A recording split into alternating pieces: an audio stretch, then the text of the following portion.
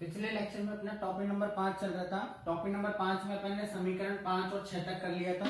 ठीक है, ये समीकरण 6 यहाँ तक आ गया था आपका। ठीक है, अब आप ये चीज आपको लिखनी नहीं है, ये मैंने आपको याद दिलाने के लिए लिखी है। देखो ये समीकरण 5 आया था, ये समीकरण नंबर 6 आया था। ठीक है, अब अगर अपन समीकरण 5 में 6a 6b और 6c से मान रख दें अगर अपन, तो k थीटा का मान जो है वो kx और ky के रूप में आ जाएगा। ठीक है, तो ये समीकरण आ जाएगा आपके पास। देखो समीकरण 5 में इसकी जगह अपन ने minus of k x square लिख दिया, इसकी जगह minus of k y square equal to की जगह इक्वल टू, इसकी जगह ये आ गया। ठीक है, तो के थीटा का मान आपके पास ये आ जाएगा। इस समय ये समीकरण 7 आ जाएगा। इससे क्या फायदा है कि अगर आप के एक्स और के वाई का मान जो है आपको पता चल जाएगा, तो आप के थीटा का मान इस समीकरण से कैलकुलेट कर सकते हैं। ठीक है, तो इसको उतार लीजिए आप, उसको रहने देना।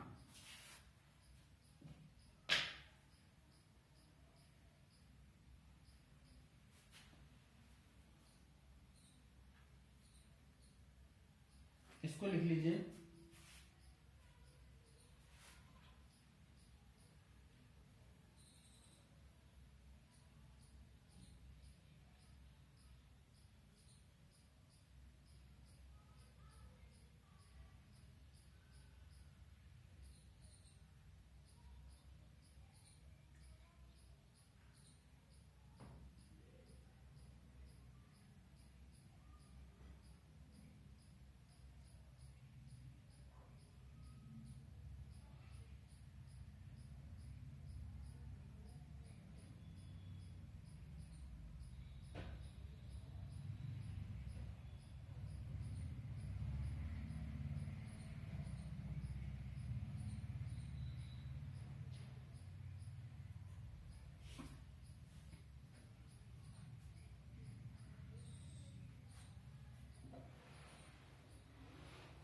देखिए आगे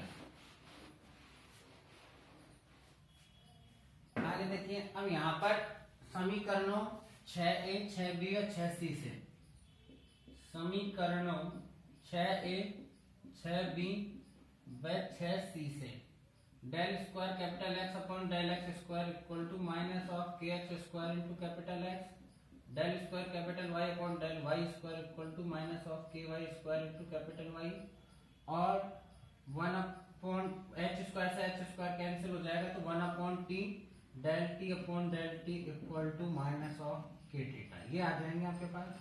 ठीक है, इनको और आगे अगर अपन सोल्व कर लेंगे तो देखिए आप इसको इधर की तरफ ले आएंगे तो हो जाएगा del square capital X upon del x square plus k x square capital X is equal to 0। इसको इधर की तरफ ले आएंगे तो हो जाएगा del square capital Y upon del y square plus k y square capital Y is equal to 0। और इसमें आप देखिए इसको तो डेल, ये जो डेल टी है इसके नीचे टी रख लेते हैं, डेल टी के नीचे टी रख लेते हैं, और इसको इधर की तरफ ही रहने दो माइनस ऑफ के थीटा, और ये डेल टी इधर की तरफ आ जाएगा। ठीक है, तो ये आपके पास 3 समीकरण आ गए, 7 समीकरण पहले आ गए। तो इसको अपन 8a 8b और 8c नाम दे देंगे। 8a 8b 8c, ये x का समीकरण आ गया, ये y का समीकरण आ गया है, और ये t का समीकरण आ गया है, x y और t का समीकरण। ठीक है, 8a 8b और 8c।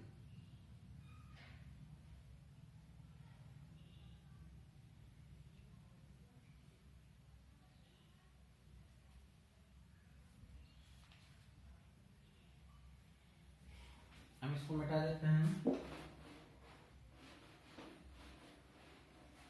ये उतार लीजिए। ऐसे कैसे?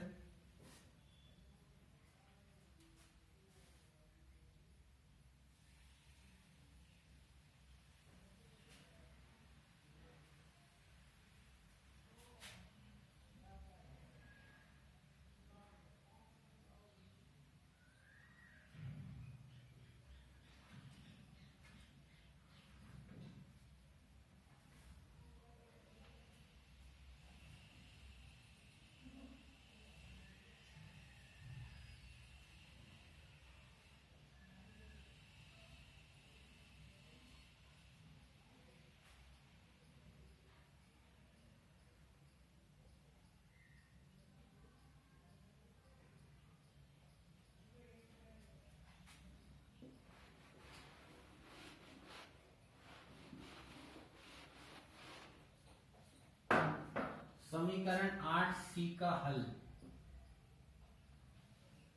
समीकरण 8C का हल निम्न होगा। क्या है आपका 8C समीकरण क्या था? Del t upon del t equal to minus of k theta into del t. दोनों तरफ क्या कर दे अपन, समाकलन कर दे, तो आपके पास क्या आ जाएगा? माइनस ऑफ के थीटा तो बाहर आ जाएगा, इधर आपके पास क्या आ जाएगा? Del t. तो ये आ जाएगा l n t equal to minus of k theta into t, plus एक कांस्टेंट लगा देते हैं एल एन ए। तो l n t minus l n a equal to minus of k theta into t. तो आपके पास आ जाएगा l n t upon a equal to minus of k theta into t. ठीक है, तो आपके पास क्या आ जाएगा? यहाँ से इधर देखिए, यहाँ से आपके पास t upon a equal to क्या आ जाएगा? t upon a equal to e की power minus k theta into t. e की power minus k theta into t. तो t इक्वल टू क्या आ जाएगा? t equal to a into e की power minus k theta into t. तो ये समीकरण का हल आ गया, 8C का हल। इसको अपन समीकरण नंबर क्या दे देते हैं? 9। इसको क्या दे देते हैं? समीकरण नंबर 9।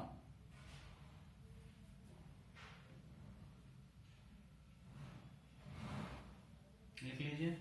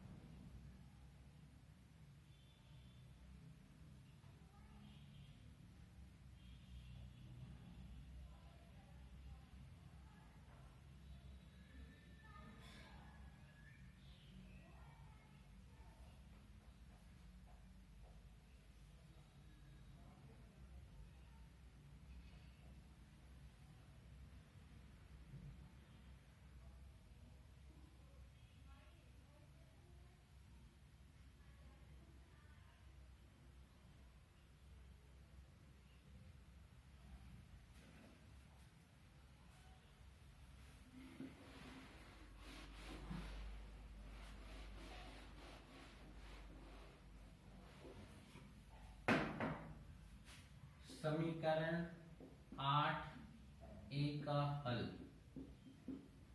8A क्या है आपके पास? Del square capital X upon del x square, del square capital X upon del x square plus a x square capital X is equal to 0। तो इसका अपन क्या बना लेंगे? सहायक समीकरण बना लेंगे। तो सहायक समीकरण क्या आ जाएगी?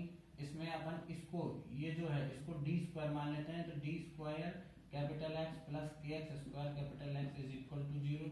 तो D square plus k x square capital X is equal to 0। ठीक है, यहाँ पर जो डी है यहाँ साइड में लिख दोगे। यहाँ पर डी आपने किसको माना है? डेल अपॉन डेल एक्स को माना है। ठीक है, तो यहाँ पर इसकी सहायक समीकरण क्या बन जाएगी? Axillary equation. सहायक समीकरण में क्या होता है? डी की जगह एम लिख दो, तो m square plus k x square is equal to 0। तो m square equal to minus of k x square. तो आपके पास m square equal to iota square k x square लिख सकते हैं, इसको -1 को आयोटा स्क्वायर लिख सकते हैं। तो एम के जो मान आएंगे आपके पास आएंगे plus minus iota k x. ठीक है, तो इसको दो एम के दो मान आएंगे, तो एक को m1 कह देते हैं और एक दूसरे मान को m2 कह देते हैं। एक को m1 दूसरे को m2 कह देंगे। तो ये आपके पास हो जाएगा प्लस आयोटा के एक्स और दूसरा हो जाएगा minus iota k x, m1 और m2।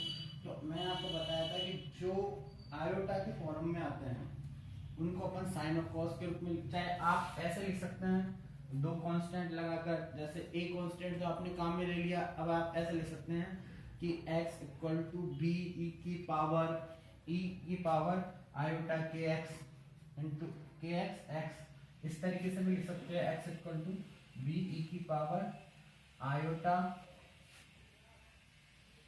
के x into x plus C e की power minus iota k x into x. इस तरीके से भी लिख सकते हैं, या आप x की वैल्यू इस तरीके से भी लिख सकते हैं, b साइन के x x plus c cos के एक्स। ठीक है, ये किसकी वैल्यू आ गई, x की वैल्यू। वो 9 समीकरण आ गया था, तो ये आपके पास क्या आ जाएगा, समीकरण नंबर 10 आ जाएगा।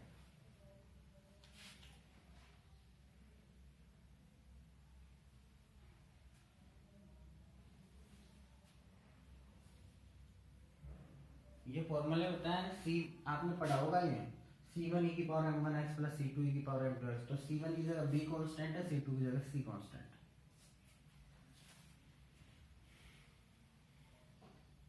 और राइट साइड में 0 है, इसलिए पर्टिकुलर इंटीग्रेशन क्या हो आएगा नहीं। ये सेकंड ईयर में है, सेकंड ईयर मैथ में है, ये सेकंड पेपर में।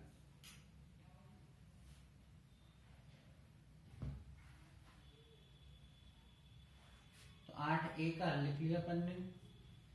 इसी प्रकार 8b का हल क्या आएगा,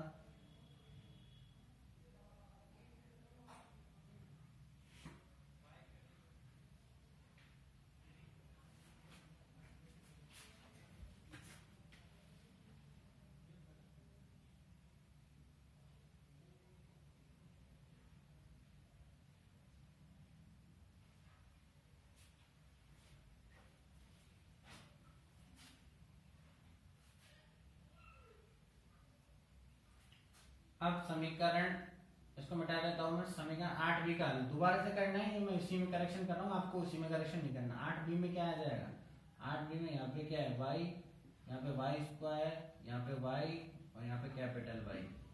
ठीक है, तो यहाँ पे कैपिटल Y, यहाँ पे y, यहाँ पे y और यहाँ पे del upon del y। 8b का हल आपके पास क्या आ जाएगा, देखिए यहाँ पे ये आ जाएगा, इसकी जगह ये आ जाएगा। ठीक है, तो के एक्स की जगह क्या बन जाएगा, के वाई बन जाएगा।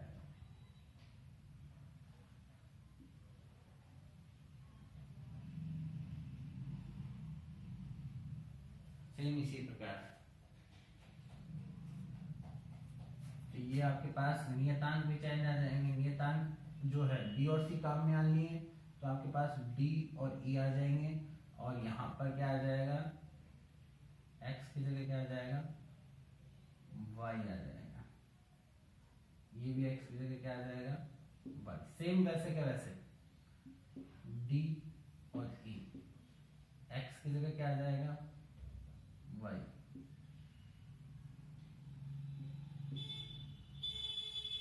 समीकरण नंबर 11 हो जाएगा। ये जो मैंने परिवर्तन किया है, आपको उसी में परिवर्तन नहीं करना, आपको अलग से लिखना है। ये मैंने जो परिवर्तन किया है, आपको उसी में परिवर्तन नहीं करना है। ये अपन 8b का निकाल रहे हैं, पहले अपन ने जो निकाला था वो 8a का निकाला था।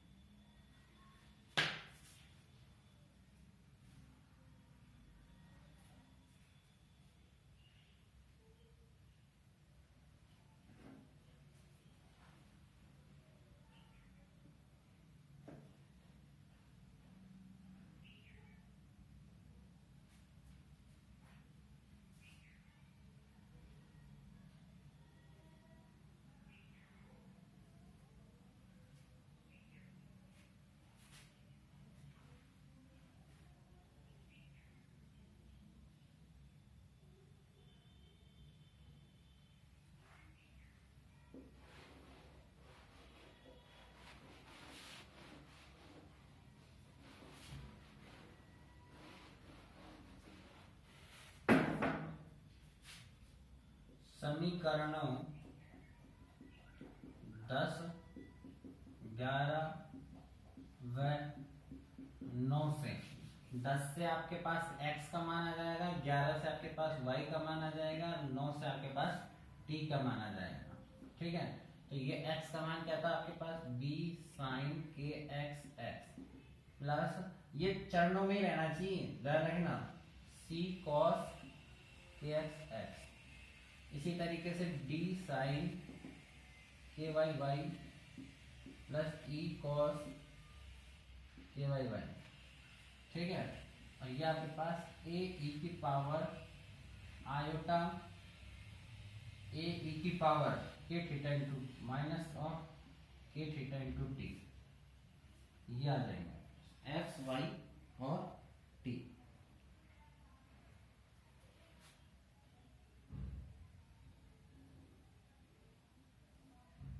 ये x, ये y और ये t।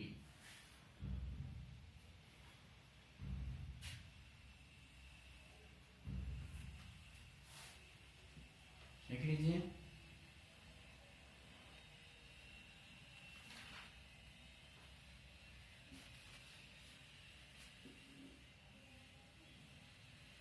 समीकरण 4 से या फिर आप लिख सकते हैं समीकरण 4 में x y व t का मान रखकर थीटा x y t का मान ज्ञात कर सकते हैं। तो theta x y t equal to होता है x into y into t. तो theta x y t equal to आपके पास क्या आ जाएगा,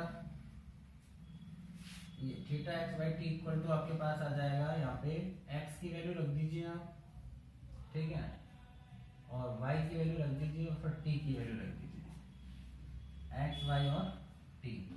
तो x की वैल्यू क्या है आपके पास, b sin kx x plus c cos kx x। इसी तरीके से d sin ky y plus e cos ky y। ठीक है, और a e की power minus k theta into t. ठीक है, b sin kx x plus c cos kx x। ठीक है, ये x का मान है, ये y का मान है और ये t का मान है। समीकरण नंबर इसको भी दे दीजिए आप, समीकरण नंबर 11 तक पहले आ गए अपने पास, तो इसको अपन 12a 12b और 12c 12a 12b 12c number दे देंगे। और ये आपके पास जो है, अब आप देखिए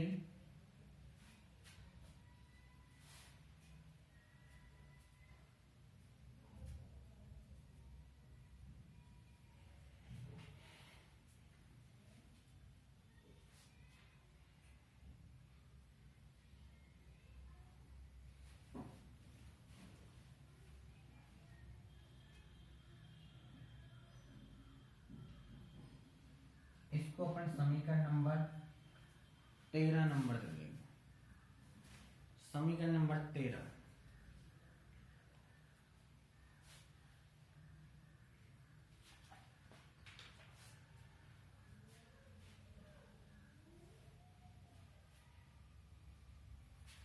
और लिख देंगे कि यहाँ b a b c d e के एक्स और के वाई, के थीटा को तो अपन के एक्स और के वाई के रूप में ज्ञात कर सकते हैं। ठीक है, A B C D E के एक्स के वाई व के एक्स व के वाई नियतांक है। ठीक है, जिनका मान परिसीमा प्रतिबंधों से ज्ञात करते हैं, जिनका मान परिसीमा प्रतिबंधों से ज्ञात करते हैं, जो कि पहले लिखवा दिए, परिसीमा प्रतिबंधों से ज्ञात करते हैं।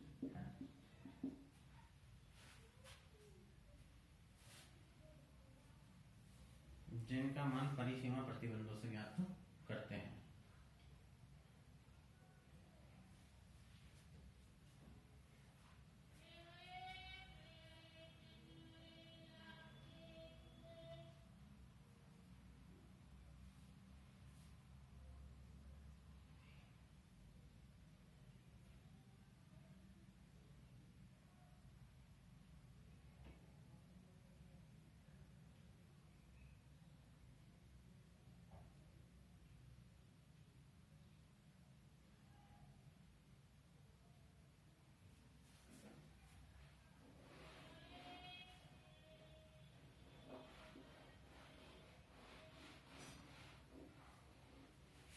देखिए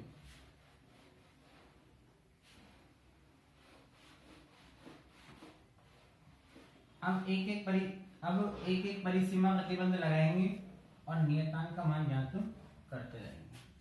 अब पहला परिसीमा प्रतिबंध क्या है? पहला परिसीमा प्रतिबंध था आपका कि theta x y t is equal to 0 जब x इक्वल टू 0। ये क्योंकि किनारे पर ताप क्या होता है? 0 होता है, ठीक है।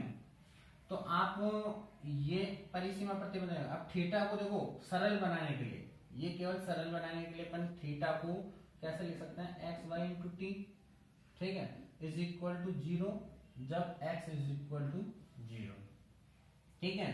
तो मैंने आपको बताया था जब x का मान रखेंगे तो y और t एज ए कांस्टेंट रहेंगे, ठीक है। तो कांस्टेंट रहेंगे तो इससे इनका कोई रोल है नहीं, तो इसका मतलब x का मान 0 होगा जब स्मॉल x का मान 0। अब x क्या है आपके पास? उसका मान रख दीजिए, x है आपके पास b sin kx। अब की बार x की जगह आप क्या लिख दीजिए? 0 प्लस c cos kx और x की जगह 0 इज इक्वल टू 0। अब आपको ये लिखने की जरूरत नहीं क्योंकि आपने x की जगह 0 लिख दिया है, ठीक है। तो आपके पास यहां से देखिए b और c, साइन 0 हो गया है, साइन 0 की वैल्यू 0 होती है, cos 0 की वैल्यू 1 होती है। तो यहां से क्या आ जाएगा? c is equal to 0। c का मान 0 आ गया। अतः अब x का जो प्रॉपर मान है, x की ये जो वैल्यू थी उसमें से ये हट जाएगा, तो आपके पास b sin के x और x बच जाएगा। b sin के x बच जाएगा क्योंकि जो अगली टर्म है वो क्या हो गई? 0 हो जाएगी, ये प्लस 0। तो x इक्वल टू आपके पास आ जाएगा b sin के x। तो ये आपके पास आ जाएगा समीकरण 13 पहले आ गए हैं आपके पास, तो समीकरण नंबर 14 x का मान आ गया। अब आप दूसरा परिसीमा एक नियतांक का मान आपके पास आ गया, देखिए c इज इक्वल टू 0, ठीक है। अब दूसरा परिसीमा प्रतिबंध लगाएंगे अपन इसी प्रकार से theta x y t is equal to 0 जब x is equal to a। तो अब आपकी इसी प्रकार से जब इसको अपन कैसे लिख सकते हैं? X y into t is equal to 0 जब x इक्वल टू a। ये बिल्कुल लिखना आप ऐसे कैसे, ठीक है, जब x is equal to a। तो यहाँ पर x इज इक्वल टू 0 जब x is equal to a, क्योंकि x का मान रखेंगे तो y और t कांस्टेंट रहेंगे। अब आपके पास ये वाला x जो है वो बेटर है उससे वाले से, पहले वाले से, तो इसको काम में लीजिए आप। तो आपके पास यहाँ से देखिए b sin के x और x की जगह क्या आ जाएगा? x की जगह a इज इक्वल टू 0। अब की बार आपको वो साइड में लिखने की जरूरत नहीं है क्योंकि यहाँ पर आपने x की जगह a लिख दिया है। अब देखिए आप इन दोनों का गुणनफल 0 आ रहा है, इसका मतलब या तो b का मान 0 है या आपके पास sin kx a का मान 0 है, पर b का मान 0 नहीं हो सकता है। क्यों नहीं हो सकता है? क्योंकि अगर b और c दोनों ही, c तो 0 है ही, अगर b भी 0 हो जाएगा तो b और c दोनों 0 हो जाएगा, तो x जो है पूरा वो x 0 हो जाएगा, और x 0 हो जाएगा तो थीटा का इक्वल टू क्या होता है? x into y into t. तो ये पूरा 0, ये 0 को इन दोनों से गुणा करेंगे तो 0, और थीटा का मान भी 0। तो जो चीज याद करना चाह रहे थे वो आई नहीं रही अपने पास, तो इसके लिए b का मान तो 0 हो नहीं सकता है। Since b does not equal to 0, अतः sin के x a is equal to 0। तो sin के x a को अपन sin n पाई भी लिख सकते हैं, दैट दोनों तरफ तुलना कर देंगे तो आपके पास k x a equal to n pi और के एक्स की वैल्यू आ जाएगी अपने पास n पाई अपॉन a। देखो एक नियतांक यहाँ आ गया है, एक नियतांक ये आ गया। अब इसको तुरंत आप अप्लाई कर दीजिए तो आपके पास x क्या हो जाएगा?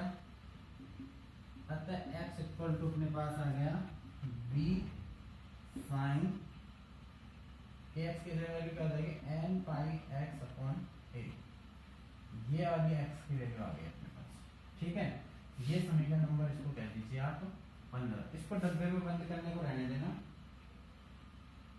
इसी को कर दो केवल डब्बे में, जिससे आपको हेडलाइट देगी आपको ये वाला x काम में लेना है, ना कि अब ये, क्योंकि यहाँ पर आप x की वैल्यू कैलकुलेट कर चुके हैं।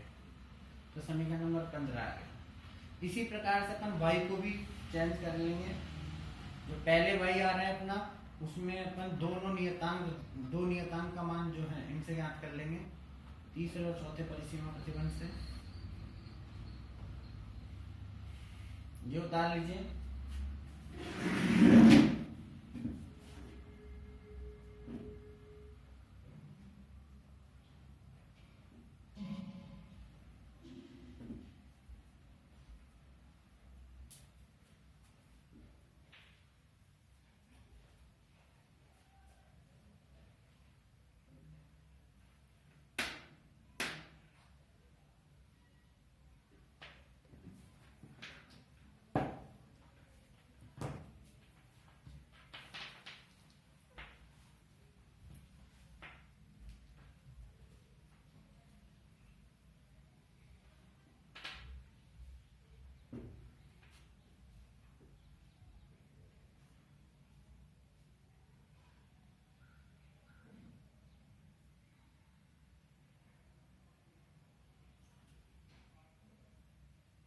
सेम वही तरीका है जो अपन बार बार से मैं इस यूनिट में काम में ले रहे हैं हर टॉपिक के अंदर।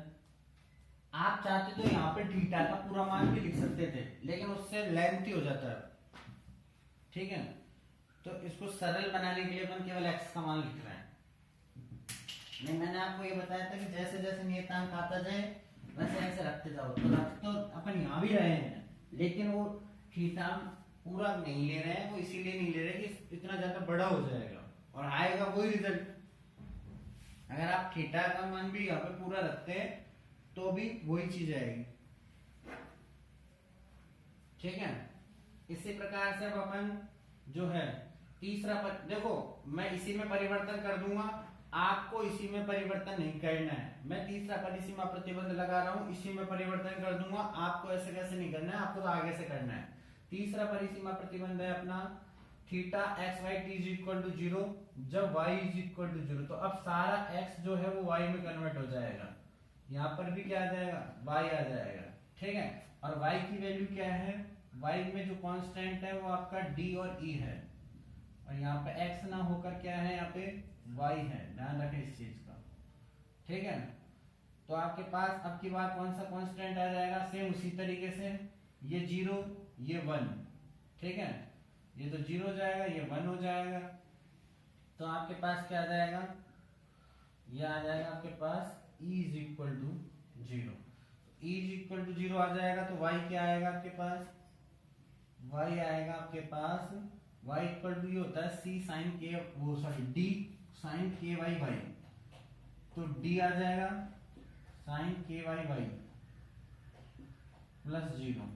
तो यहाँ इसकी जगह क्या आ जाएगा, d आ जाएगा और x की जगह y, ठीक है। तीसरा परिसीमा प्रतिबंध लगाकर अपन y को भी इसी तरीके से परिवर्तित करते हैं। मतलब y की जो वैल्यू आ रही थी ये वाली, ठीक है, उसको अपन ने उसमें से एक कांस्टेंट e की वैल्यू 0 करके एक ही पद रह गया, दो पद की जगह, दो पदों की जगह कौन सा पद रह गया, एक ही पद रह गया है।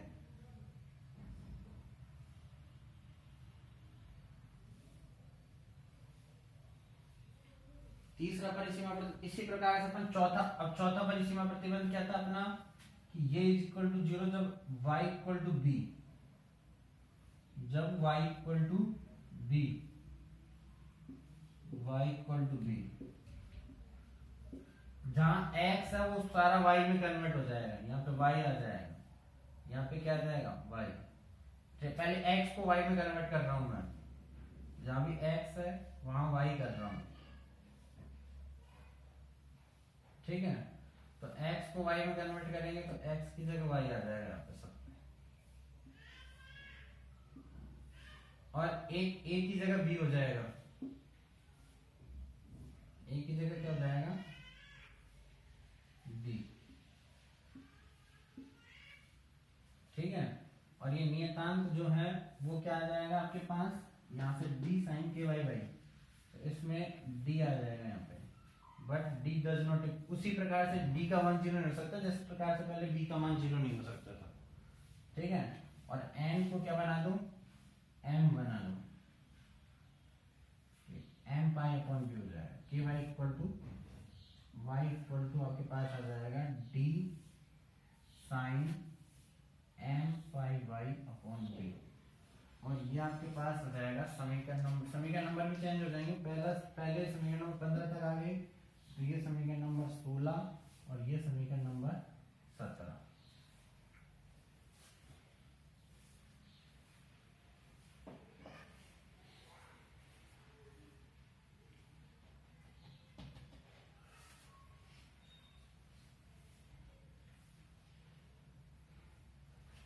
ये यहाँ पे ए की जगह बी हो गई।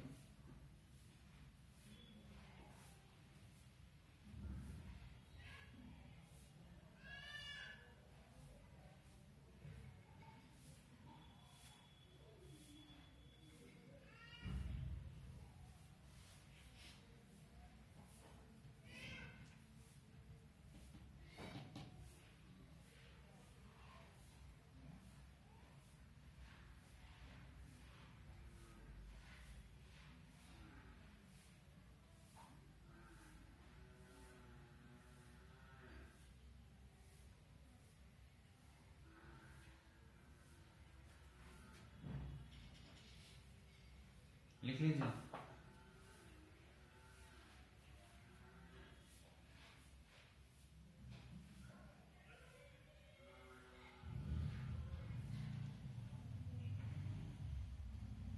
देखो 4 परिसीमा प्रतिबंध आपने लगा दिए हैं अब तक, और 4 नियतांकों का मान ज्ञात कर लिया है।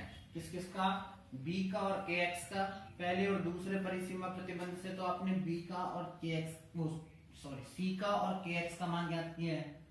b का नहीं, c का और kx का मान ज्ञात किया है पहले और दूसरे परिसीमा प्रतिबंध से, तो ठीक है। और तीसरे और चौथे परिसीमा प्रतिबंध से e का और ky का मान ज्ञात किया है। ई का और के वाई का मान ज्ञात किया है, ठीक है। इसमें ये भी लिख लेना कि जहां m इज इक्वल टू 0 1 2 3 इस तरीके से, वो पिछले वाले में लिख लेना n इक्वल टू 0 1 2। तो ये 4 परिसीमा प्रतिबंध अपन ने जो है लगा दिए हैं।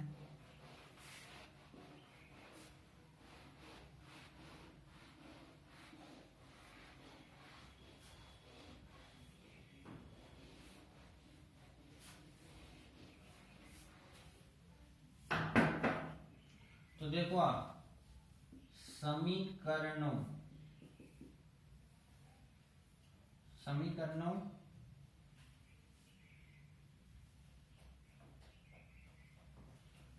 15, 17 व 12 सी से, समीकरण 15, 17 और 12 सी से, 15, 17, 12 सी से। 15 क्या है आपका? समीकरण नंबर 15 आपका है 15 से x की वैल्यू निकाली है आपने, 17 से y की वैल्यू निकाली है आपने, और 12 सी से किसकी वैल्यू निकाली है आपने? t की वैल्यू निकाली है। ये आपके पास जो है ये आ रहा है, आपके पास x की वैल्यू आ रही है b sin n pi x, b sin n pi x upon a। इसका मान आ रहा है d sin m पाई y अपॉन b, और इसका मान आ रहा है a e की power minus k theta into T. अब आपके पास x y और t ये आ गए। जो पहले x y और t आ रहे थे उनसे ज्यादा बेटर हैं अब ये x y और t। तो ये आ जाएगा 18a 18b और 18c। x y और t के बाद ये आ जाएगा 18a 18b और 18c।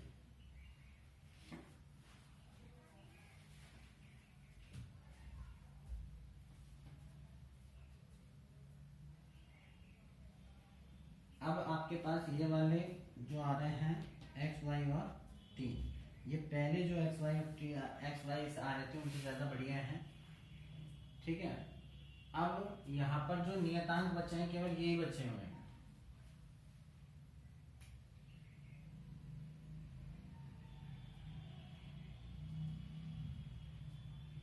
लिख लिया आपने? लिख लिया हो? आपके पास थीटा इक्वल टू क्या हो जाएगा, थीटा एक्स वाई और t is equal to x y x into y into t होता है। तो एक्स वाई टी और इक्वल टू क्या आ जाएगा आपके पास, एक्स का मान लिख दो, वाई का लिख दो, टी का लिख दो। ठीक है, एक्स का मान लिख दो, वाई का मान लिख दो, टी का मान लिख दो।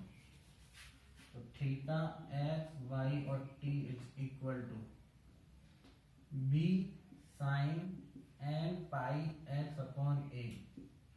ठीक है, डी साइन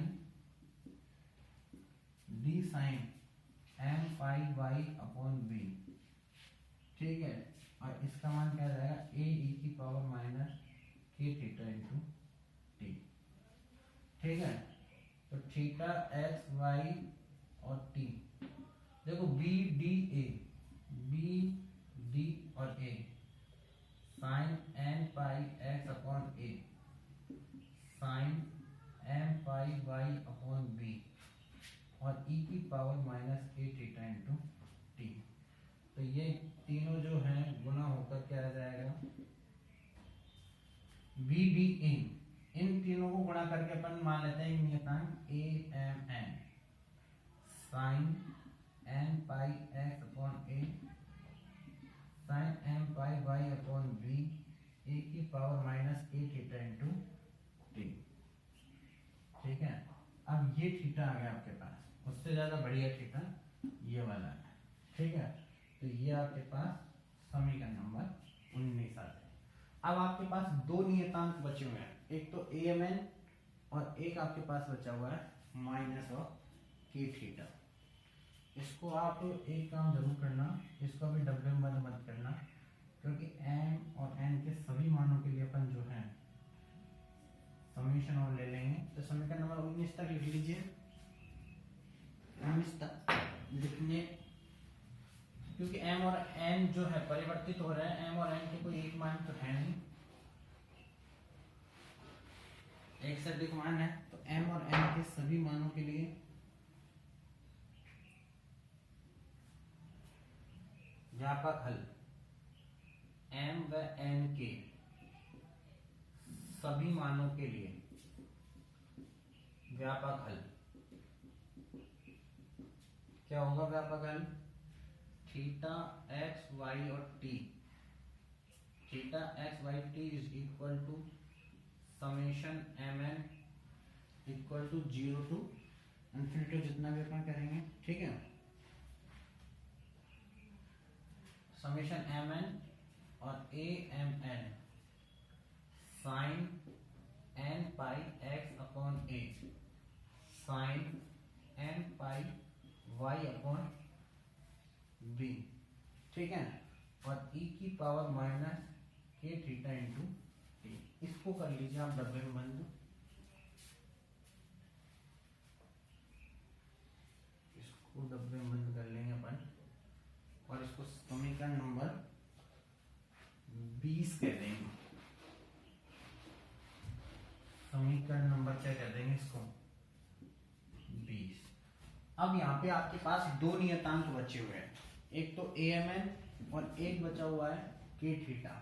ठीक है, तो के थीटा इक्वल टू समीकरण 7 से, समीकरण 7 से के थीटा इक्वल टू क्या होता है, H square into k x square plus k y square. ये अपन मैंने आपको कहा भी था उस टाइम पे कि आपके काम आएगा। ठीक है, तो के थीटा इक्वल टू क्या होता है, H square k x square plus k y square. ठीक है, तो आपके पास यहाँ से के एक्स और के वाई के मान अभी आपने कैलकुलेट कर लिए हैं। तो आपके पास के थीटा इक्वल टू क्या आ जाएगा, एच स्क्वायर के एक्स की जगह क्या आ जाएगा, यहाँ पे के एक्स की जगह क्या आ जाएगा, के एक्स का मान लिख दो यहाँ पे के वाई का मान लिख दो, और दोनों का क्या कर दीजिए, स्क्वायर कर दीजिए। तो के एक्स का मान आपके पास है n pi x, n pi upon a, यह है एम पाई अपॉन बी का स्क्वायर। ठीक है, तो k x equal to n pi upon a होता है और k y equal to m pi upon b होता है। तो के थीटा इज इक्वल टू क्या आ जाएगा, एच स्क्वायर। ठीक है, और n square upon a square plus n square upon b square और पाई स्क्वायर, ये समीकरण नंबर 21 आ गया। ठीक है, के एक्स और के वाई का, तो के थीटा का मान भी आ गए हैं आपके पास, के थीटा का मान जो है वो भी आपके पास आ गया है। अब अपन नियतांक ए एम एन का मान ज्ञात करेंगे क्योंकि ए की नियतांक बचा हुआ है। ठीक है, अब नियतांक ए एम एन का मान ज्ञात करते हैं। ए एम एन का मान ज्ञात करते हैं। अब नियतांक ए एम एन का मान ज्ञात करते हैं। ठीक है,